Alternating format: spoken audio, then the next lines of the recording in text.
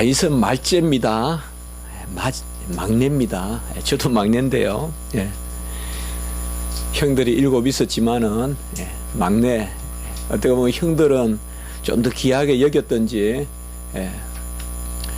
좀 더 부모님 옆에 있으면서 또 그렇게 가까이 있었고, 이제 급하면 동생 맡겨놓고 아마 선지자가 온다 하니까 다 선지자 보러 가는데, 사무엘 보러 가는데 이제 막내에게 맡겨놓고 막내한테 양 좀 보고 있으라 하고 다 갖는 모양입니다. 막내는 보면 연약함이 있죠. 막내에 응석이 있어요. 다윗도 보면요, 이 막내다운 어떤 그런 어린이 같은 그런 그 정서가 있어요.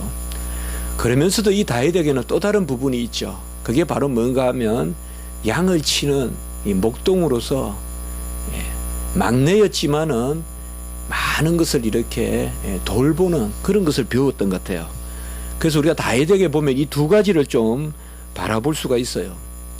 그래서 막내와 같은 어떤 여림, 이것은 하나님 앞에서 지극히 여린 모습, 지극히 어린아이와 같은, 또 어린 사슴이 시냇물을 찾는 듯한 모습, 큰 사슴이 아니라 어린 사슴이 시냇물을 찾는 듯한 그런 모습 같은 거 있잖아요. 아니면 하여튼 그런 연약함이 있어요. 뭐 주로 그게 그래, 사슴이 시냇물을 찾는다 할 때는 주로 암사슴 또 이런 것이 있을 수도 있겠지만은요, 그러면서도 다윗은 보면 자기 안에 머물러 있지 않고 뭔가 이렇게 다른 사람을 배려하는 마음, 이런 것들이 이 다윗에게는 있습니다. 그래서 일국의 왕이 되는, 사실 이 막내들이 이런 요소들을 좀 가지고 있다고도 볼 수 있습니다. 오늘 시편의 마지막 21절에 보면 내가 주를 바라오니 성실과 정직으로 나를 보호하소서라고 이렇게 이야기해서 나를 보호하소서라고 이렇게 기도하고 있고요. 22절에 보면 하나님이여 이스라엘을 그 모든 한란에서 속량하소서. 그래서 25절에는 이스라엘에 대한 기도를 하고 있습니다. 그래서 우리가 먼저 오늘 이 시편을 바라볼 때, 오늘 시편에는 기도와 고백이 있는 그런 시편이다. 뭐 칼빈도 그렇게 이야기하고 있는데요. 기도가 있고 그 다음에 어떤 신앙 고백적인 그런 요소가 있는데, 보면 21절과 22절을 통해서 보면 나를 위한 기도를 할 뿐만 아니라 이스라엘을 위한 기도를 하는 것.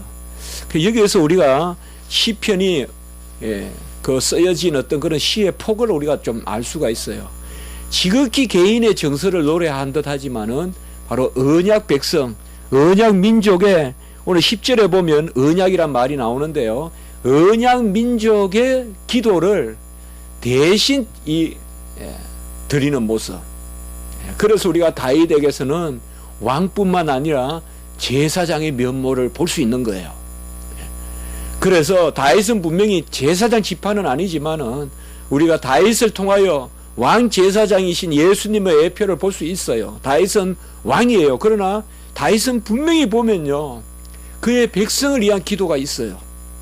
그게 역시 다윗이 다윗다움이에요. 그래서 백성을 대신해서 기도 드리는 것, 이게 제사장이 한 일 아니에요. 그 당시에 백성들의 여러 가지 것들을 회개거나 감사거나 서원이거나 그것을 대표적으로 기도 드리는 것, 그게 그때의 기도는 제사잖아요. 그게 제사장이고 그 중에 대표가 대제사장이라면 바로 다윗은 어떤 하나님이 정하신 직분으로는 왕직을 가지고 있었지만은 다윗에게는 이러한 제사장적 면모도 있었다. 그것을 우리가 볼 수가 있습니다. 항상 다윗의 시편을 우리가 읽을 때는 이것은 한 사람의 어떤 그런 감상이라거나 애한이라거나 그런 것만을 드러내는 시편이 아니라 항상 언약 백성을 상대로 하는 어떤 좀 더 객관적이면서도 그러면서도 지극히 깊은 어떤 그런 주관의 정서, 이런 것들이 시편에 있기 때문에 감히 번져볼 수 없는 어떤 그런 노래가 바로 시편의 노래라고 우리가 여기는 것입니다. 다윗은 왕이 되어서 자신의 기도만이 아니라 전체 국민을 위한 기도를 드렸고, 이것이 어떻게 보면 저는 다윗의 삶에 아주 중요한 것이다. 다윗은 어릴 때는 말제였지만 양을 길렀어요. 그러다가 어느 날 이제 사무엘의 기름 부음을 받았어요. 그래서 천천히요. 예, 사울은 천천히면 다윗은 만만이라 그랬는데 이제는 뭐예요? 백성을 길러야 돼요.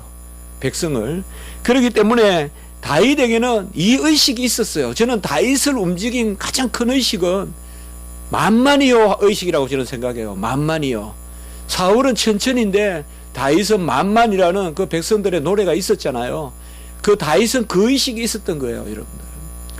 우리가 사실은 주의 백성들이 살 때 항상 이런 의식이 있어야 됩니다.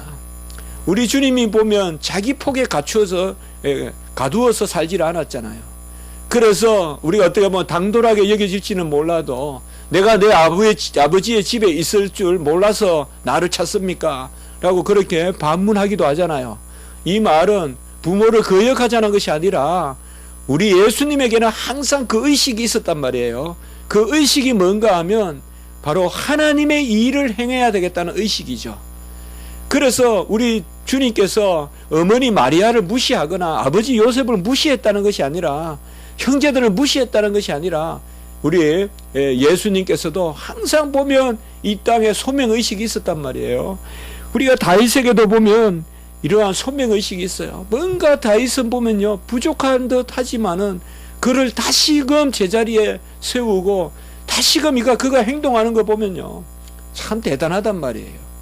그를 저주하는 시므이 같은 사람도 국민으로 여기고 돌봐준단 말이죠. 이런 것들이 다윗의 면모거든요.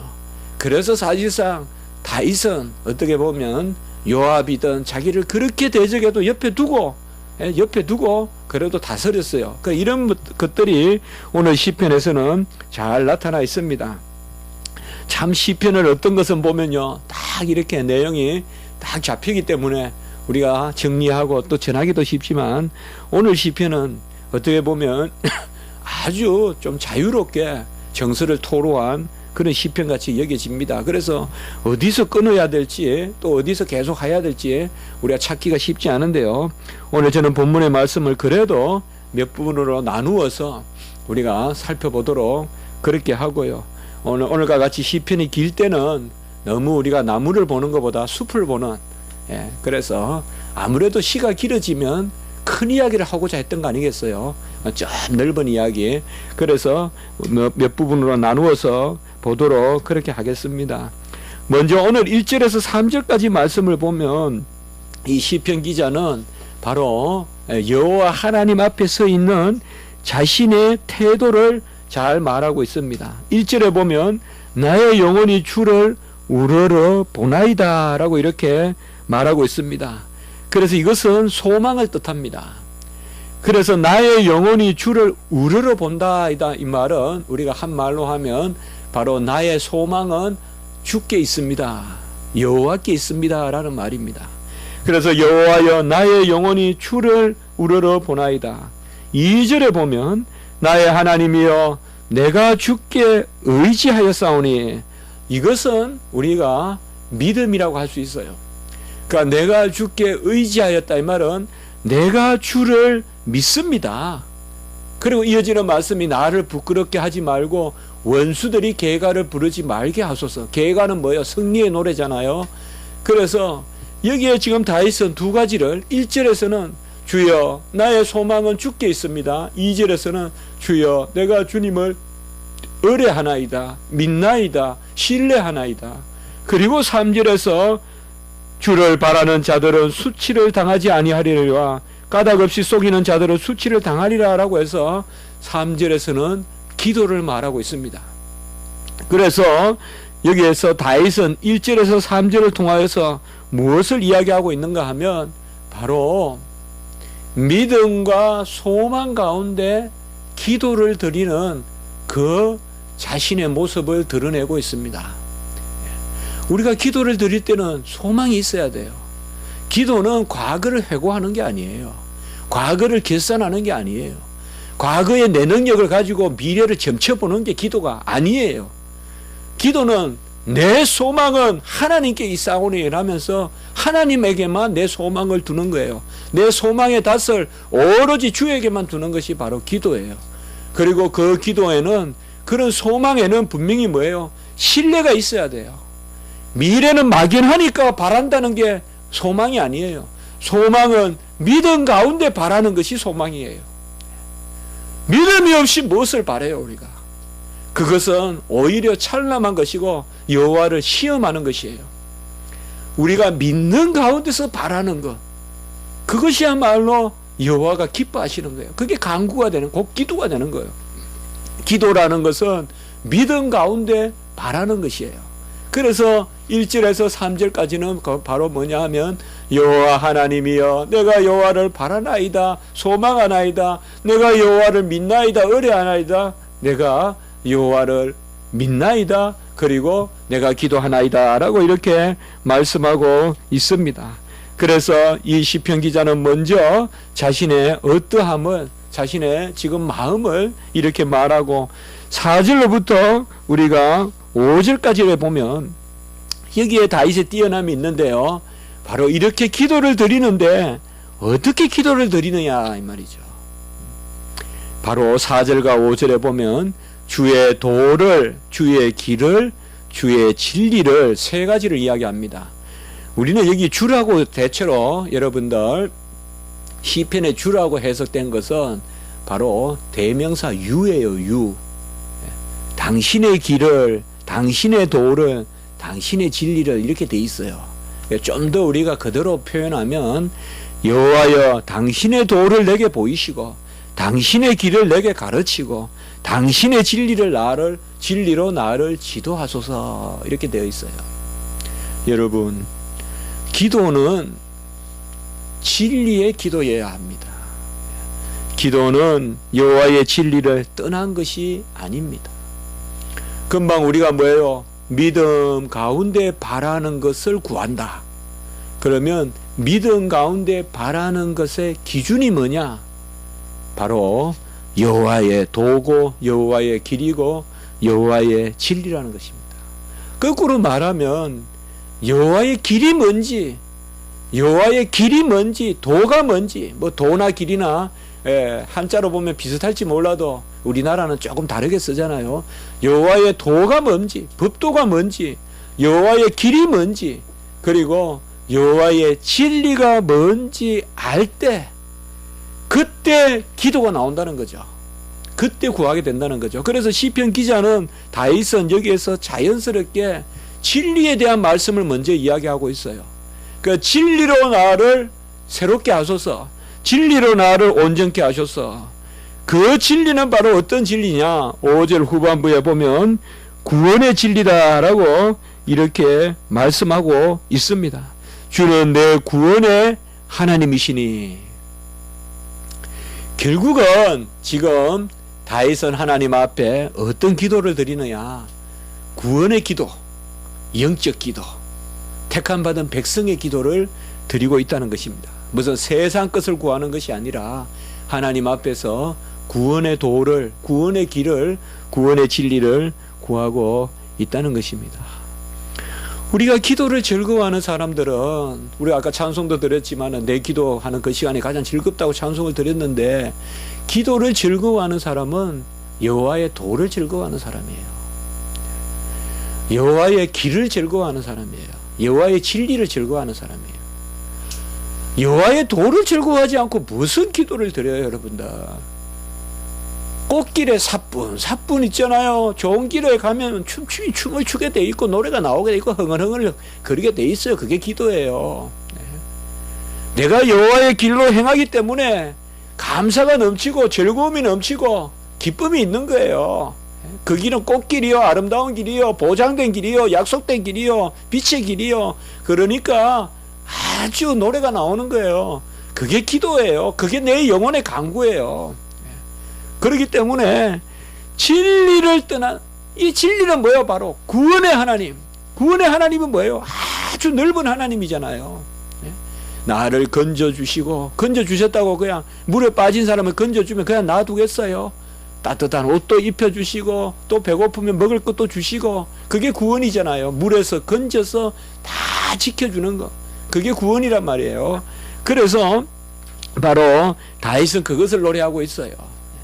우리가 사실상 주여 내가 구하옵나이니 이렇게 이야기하면 금방 주여 뭘 주시옵소서 이렇게 하기 쉬운데, 다윗은 보면 시편에서 보면 계속 기도와 더불어서 뭐가 있는가 보면 이 진리가 있다는 걸 우리가 염두에 둬야 돼요. 같이 한번 해봅시다. 기도는 여호와의 어떠하심을 구하는 것이다.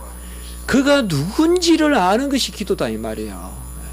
그래서 그가 어떠하신 하나님인가에서 자라가는 것이 기도다 이 말이에요.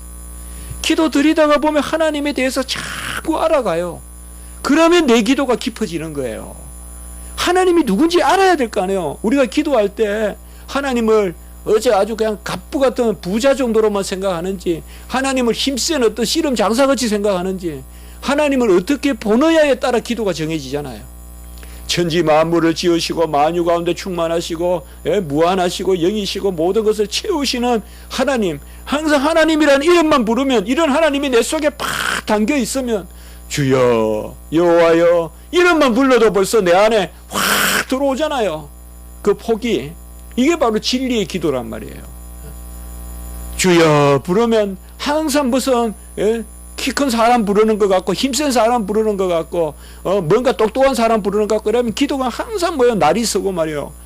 항상 기도가 뭔가 막 사람 불러가지고 막 해달라 하는 같이 그런 게 아니다 이 말이에요. 기도는 바로 여호와 하나님의 어떠하심을, 자 기도는 먼저 하나님의 어떠하심을 알아야 됩니다. 진리입니다. 그런데 이 진리는 그저 날카로운 진리, 날선 진리냐, 그게 아니다 이 말입니다. 그것이 바로 6절로부터 7절까지 나와 있습니다. 6절에서 7절에 보면 바로 사랑의 하나님.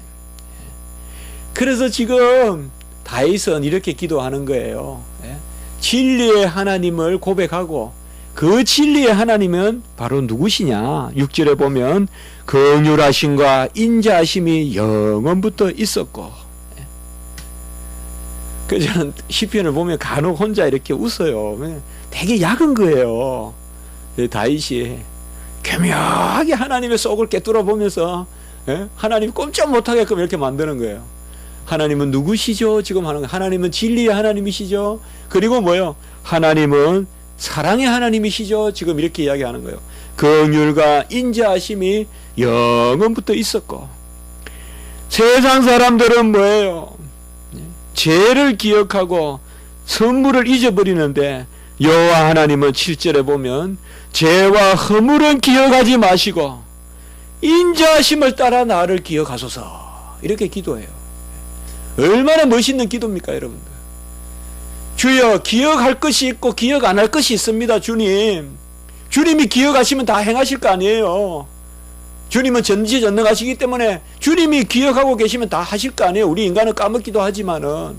그러면 주님 기억하지 마실 게 하나 있고 기억하실 게 있는데, 제 죄는 기억하지 마시고 저를 사랑하는 자녀라는 것은 기억하시옵소서. 지금 그 말이에요. 세상은 거꾸로 가죠. 세상은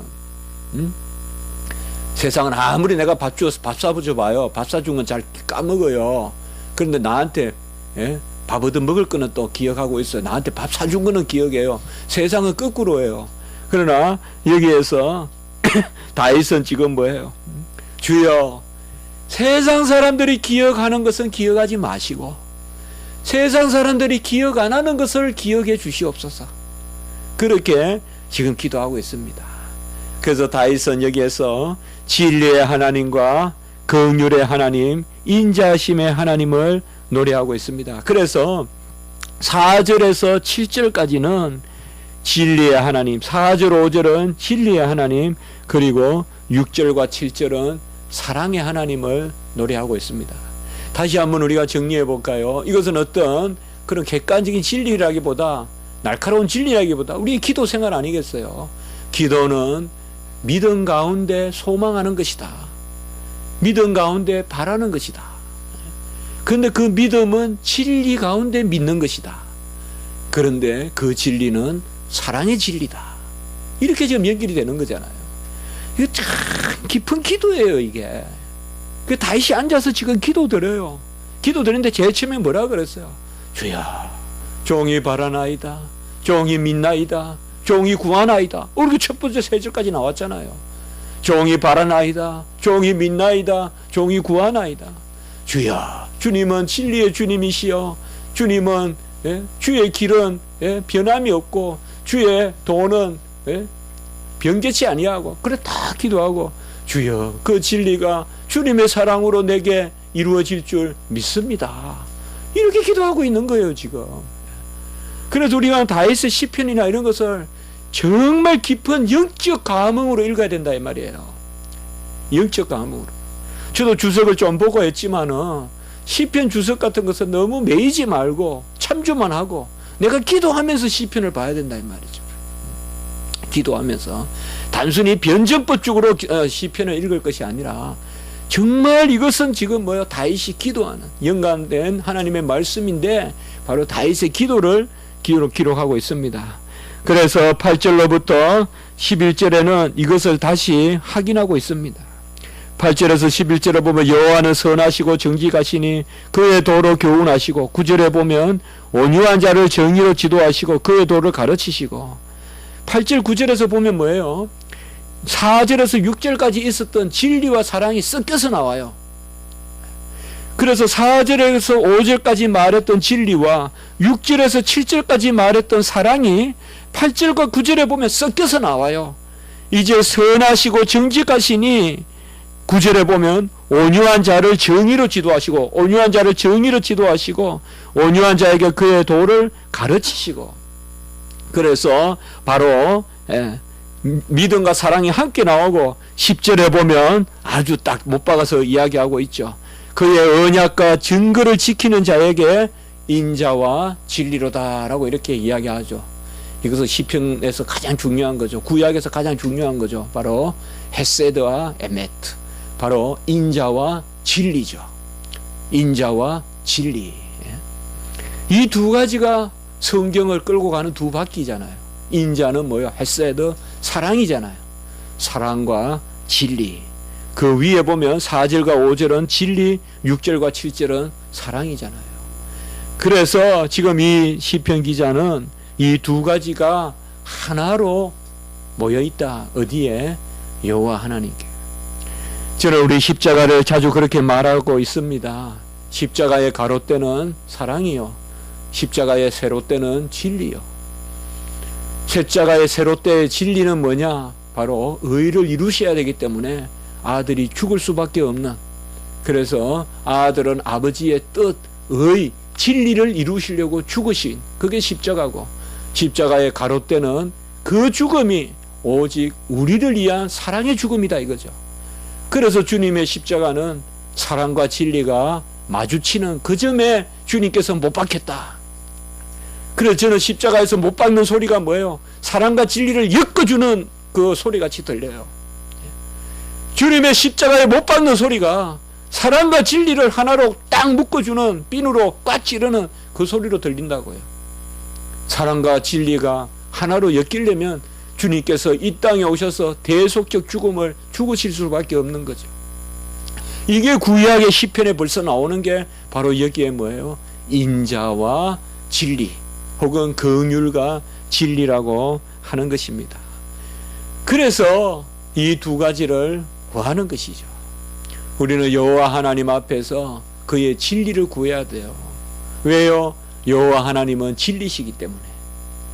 여호와 하나님께 진리를 구해야 하는 것은 여호와 하나님은 진리가 아니면 안 움직이시니까. 그리고 여호와 하나님께 우리는 사랑을 구해야 됩니다.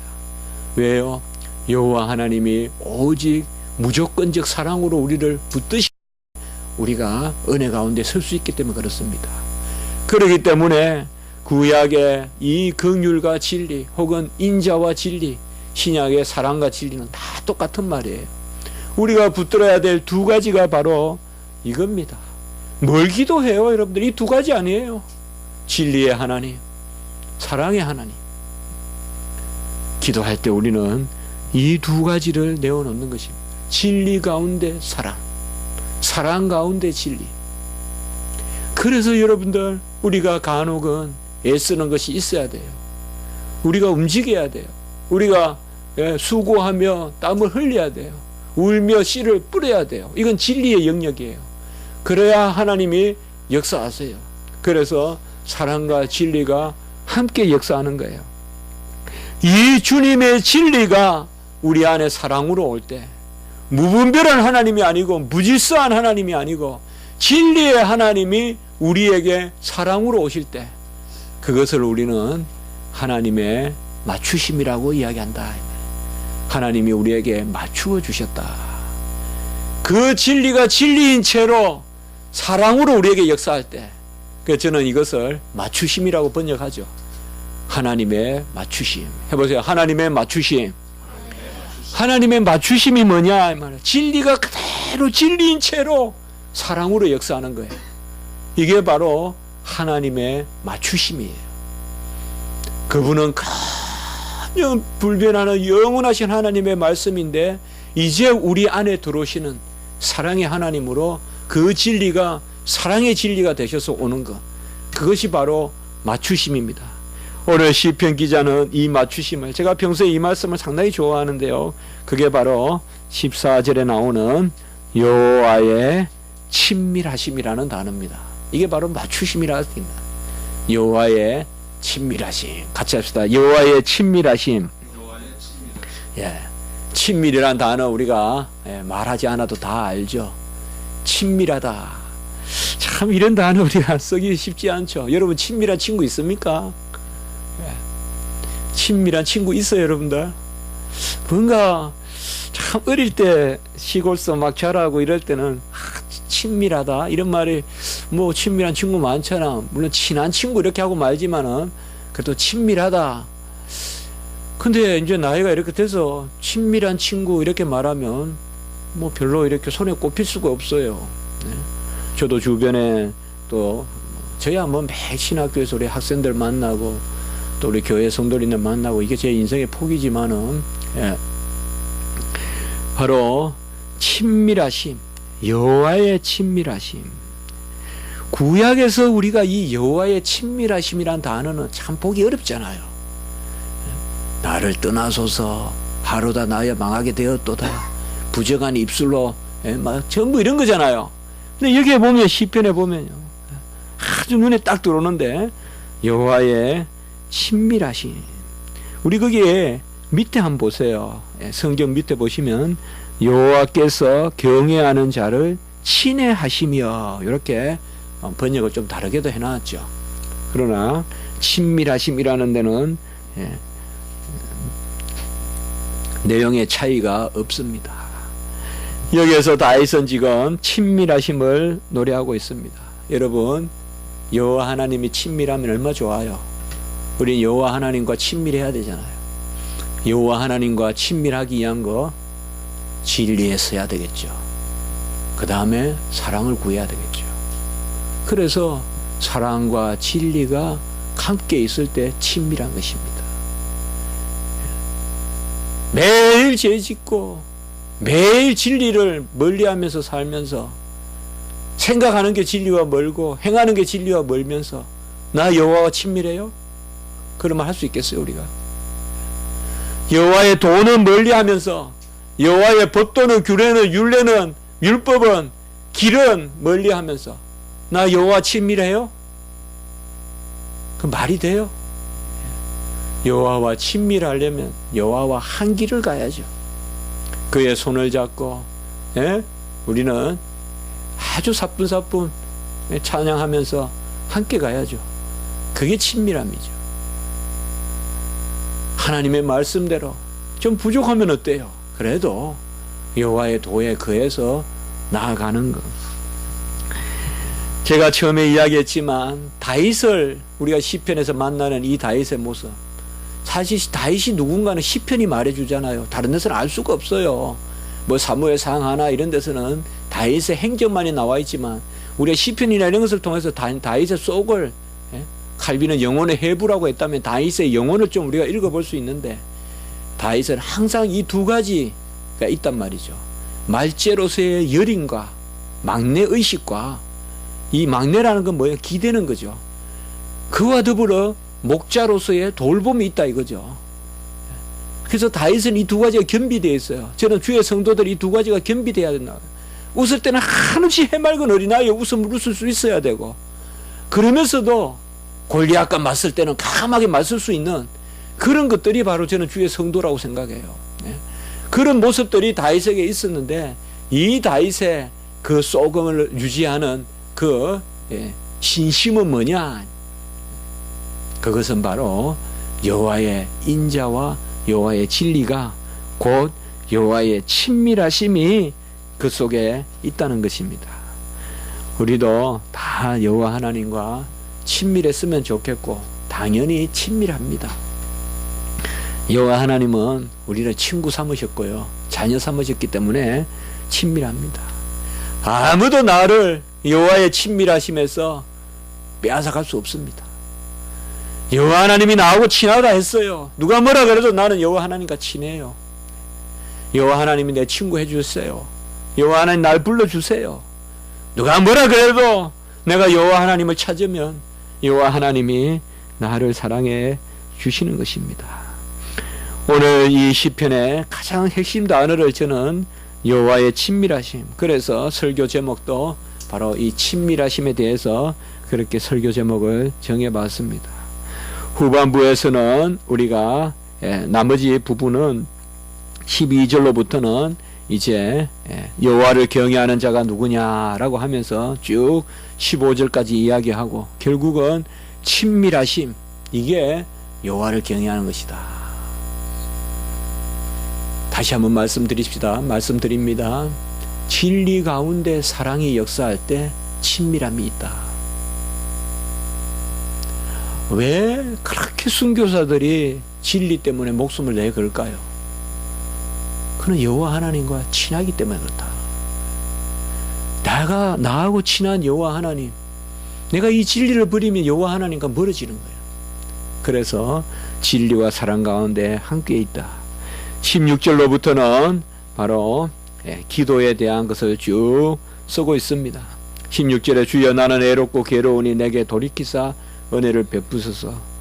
또 17절에 마음이 근심이 많고 18절에 쭉 이야기하고 있습니다. 저는 오늘 이 시편을 통해서 하나의 전형적인 어떤 기도를 이렇게 해라, 마치 그걸 보여주는 것 같아요. 기도는 이제 16절로부터 22절까지는 그야말로 구체적인 기도 제목이에요. 쭉 이야기하는 거예요.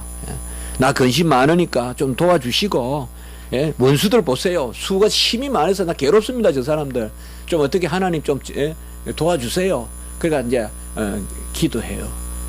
사실상 저는 이 기도 순서가 맞다고 생각해요. 먼저 여호와 하나님께 내 심령을 토로하고, 여호와 하나님 소망 가운데 바랍니다, 믿습니다, 구합니다 하고, 여호와 하나님 진리의 하나님을 찾고요. 우리가 기도할 때 여호와의 도를 많이 묵상하고 되뇌어야 돼요. 그겁니다.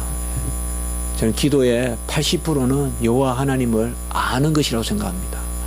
여호와 하나님을 아는 것이 기도입니다. 알면 기도할 수밖에 없잖아요, 여러분들. 이게 아주 썩은 냄새가 나고 여기 향기가 나요. 향기가 난다는 거 알면 당연히 향기를 구하게 돼 있죠. 안 그래요? 여호와 하나님을 알면 안 구하라고 해도 구하게 돼 있어요. 모르니까 안 구하는 거예요. 그래서 기도하면서 여호와 하나님을 알아가는 거예요. 그게 기도예요. 그리고 이제 친밀함을 드러내고, 오늘 우리가 이 말씀을 통해서 친밀함을 가졌으면 좋겠습니다.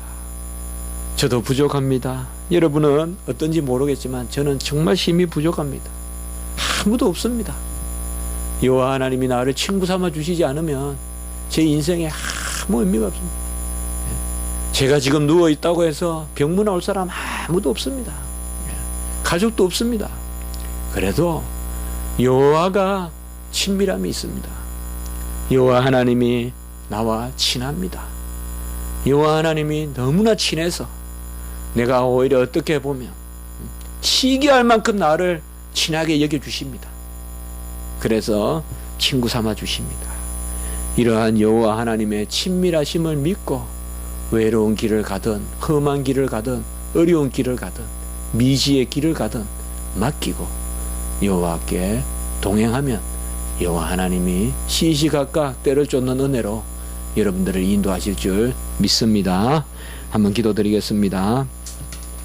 거룩하고 자비로우신 하나님 아버지, 심히 달콤하고 오묘한 말씀을 저희들에게 전하여 주시고 정말 기도의 심령이 어떠한지 우리에게 이 가르침으로 즐겁게 하시니 감사합니다.